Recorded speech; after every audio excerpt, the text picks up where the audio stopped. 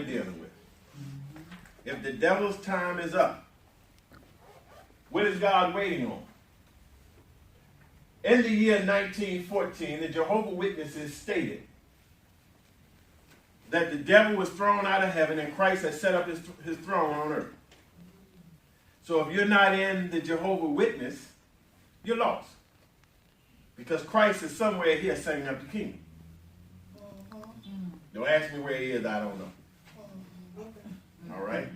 But if you don't belong to the kingdom, Kingdom Hall, that's why they call it Kingdom Hall, then you are not a part of the kingdom. Christ came, as they say, Jesus returned in 1914. So the devil's time was up in 1914. Elijah Muhammad of the Nation of Islam taught that the devil's time was up in 1914. But he has been given extended time, which I struggle with, but I got the answer to it because I had to pray on it. If the devil's time is up, why would God give the devil extra time? Doesn't make any sense, right? And if the devil's time is up, according to the Jehovah's Witnesses 1914 prediction, the Nation of Islam, and other historical scholars you can study, then why is the devil still here? That's the question I have. And I got the answer to it. Let's turn to Jeremiah chapter 10. If the devil's time is up, and I believe it is, been up. He should have been off the planet. The problem is, he's still here. Somebody wants him here. So let's go to Jeremiah chapter 10. Brother Sekou, you reading for me, brother? Yes. And Brother Sekou is also Brother Abubakar or Abu Bakr. That's the same man. We're going to read verses 1 and 2 of Jeremiah chapter 10. Ashe? Ashe. Let's see what Jeremiah the prophet said. Hear ye the word which Yahweh spaketh unto you, O house of Israel. Thus said Yahweh, learn not the way of the heathen, and be not dismayed at the signs of heaven, for the heathen are dismayed at them. Let's look at the first portion of what this prophet said. Because what this prophet said, all the other prophets and prophetess told us. In verse 1, hear the word which Yahweh speak. Yahweh's word is described as two things. I'm going to jump to number 3. It's described as the law and the instruction. That's what the word Torah means.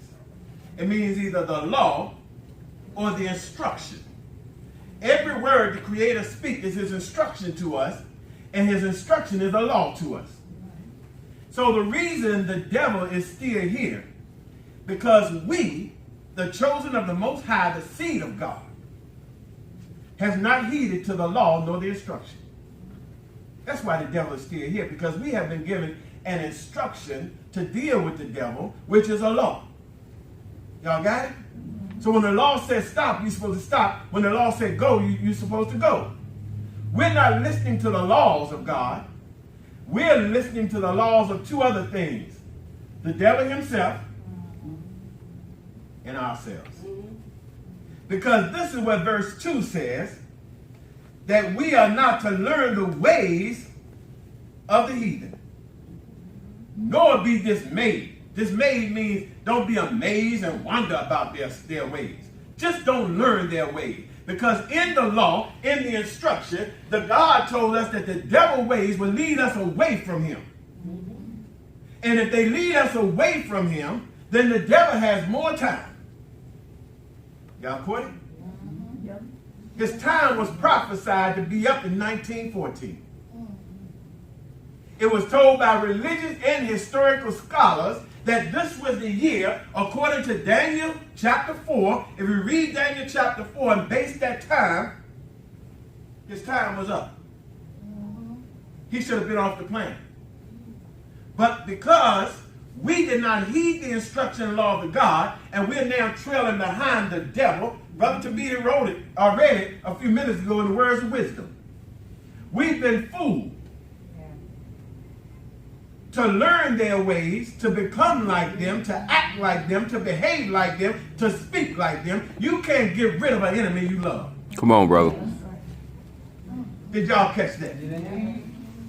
We are embracing everyday America and Eurocentric ways and values that we begin to hate more ourselves, and in hating ourselves, we hate our creator and our creatress, and therefore we don't listen anymore to the creator, the creatress, and the ancestors, but we listen to the enemy.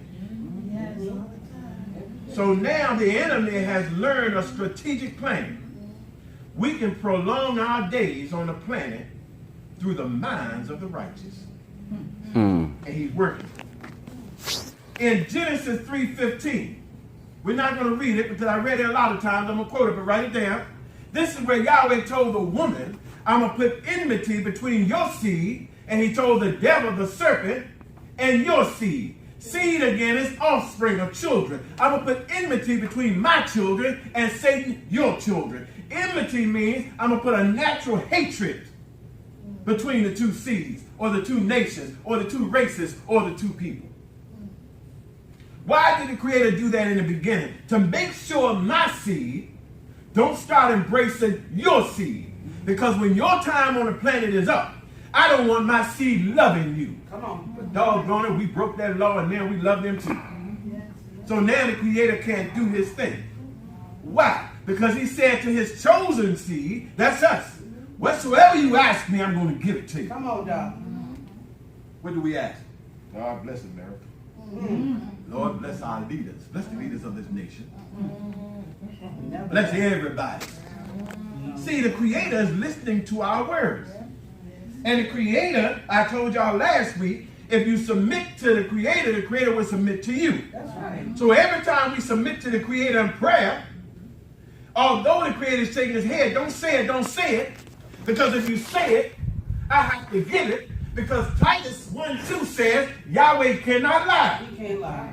So if you ask him, and he said, whatsoever you ask me, I'm going to give you, then every time you ask that God bless this devil, the devil get a blessing.